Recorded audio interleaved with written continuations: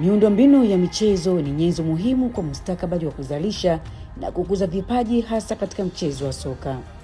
Ni kiu ya serikali ya Jamhuri ya Muungano wa Tanzania kuona bendera yake ikipeperushwa ulimwenguni kote kwa vipaji maridhawa kupitia michuano mbalimbali. Hivyo imejidhatiti katika kukarabati na kujenga viwanja vipya vyenye viwango vya kimataifa ili kutimiza azma hiyo. Ni katika uwanja wa mpira wa Dodoma. Tuko hapa kuonyesha nini pengine kinaendelea hapa. Uwanja huu unatajwa kwamba utaweza kuchukua watu wasiopungua 32,500 pale utakapokamilika. Niko na mhandisi mshauri hapa Joseph, yeye atatueleza. Inadaiwa kuwa umefikia 12%. Pengine nini na nini kimefanyika na nini kinaendelea hapa? Karibu. Asante. Kwa sasa tumeshamaliza kazi za kujenga msingi wa uwanja kwa ngazi ya kwanza. Huu uwanja kama alivyosema madam, unatarajiwa kuchukua watu 32,500 utakapokamilika, lakini utakuwa na ngazi mbili. Hiki tunachokifanya kwa sasa ni ngazi ya kwanza, tier 1.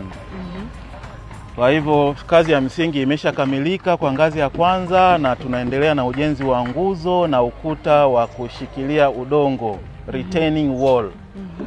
Hizo ndizo kazi zinazoendelea kwa sasa, pamoja na beam za kushika majukwaa. Maandalizi yake yamekwisha anza upande wa mashariki, na tunatarajia kuendelea na kazi hiyo ya zege kwa ngazi ya kwanza mpaka kufikia mwezi wa 12 mwaka 2026 itakuwa imekamilika.